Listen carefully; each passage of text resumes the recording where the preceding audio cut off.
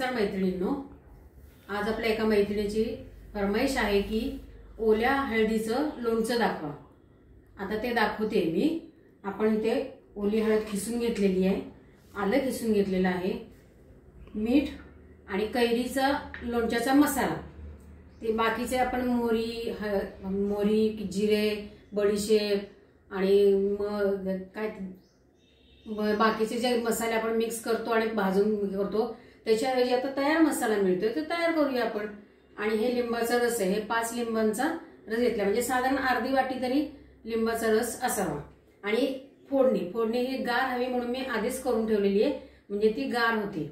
आता आपण करायला सुरुवात करूया। एका भांड्यामध्ये मी खिसलेली ही ओली हळद घेतली।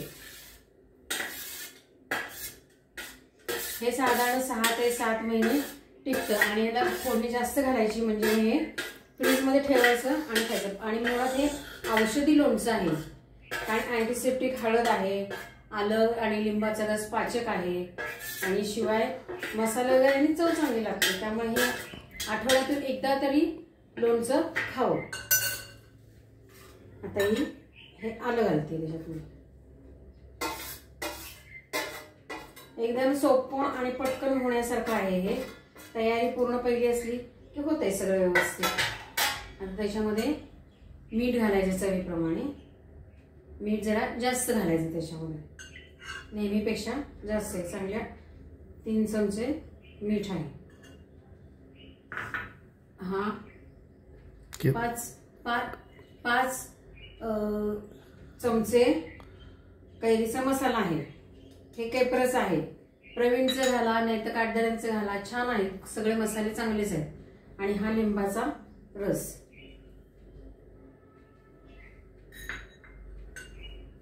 आता मी हे सगळं आधी मिक्स करून घेते आणि मग त्यात फोडणी घालणार आहे।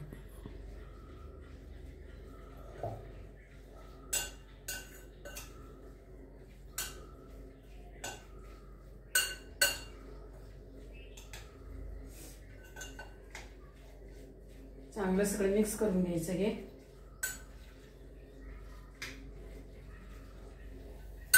आता याच्यात आपण हे गार झालेली फोडणी गार झालेली आहे, हे मी याच्यात टाकते। तेल जरा भरपूर असावं त्याला।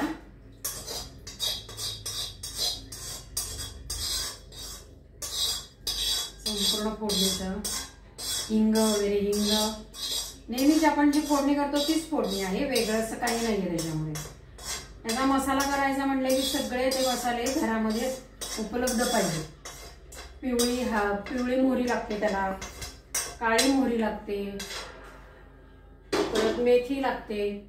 हे सगळेचे मसाले आपल्या प्रत्येक वेळेला घरात असतील असं काही नाहीये, म्हणून आपला केपराचा मसाले घातले, कैरीचा मसाला घातला की चांगलं होतं। हे बघा, हे अशा पद्धतीने आपलं लोणचं तयार झालेलं आहे।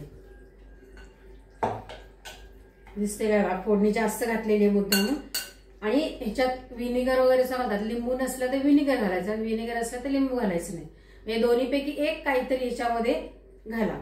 पण शक्यतो आपण लिंबू घातलं तर कसं होतं, आलं आणि लिंबू हेच एक पाचक तयार होतं, औषधी येते।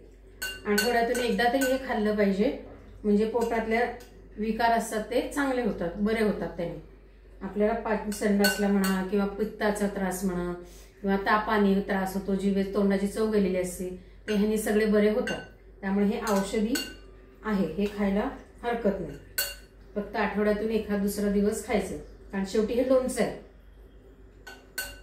झालं, हे अशा पद्धतीने आपले ओल्या हळदीचे लोणचं तयार झालेलं आहे। मैत्रिणींनो, खा प्या आणि मस्त रहा, लाईक शेअर आणि सबस्क्राईब करा।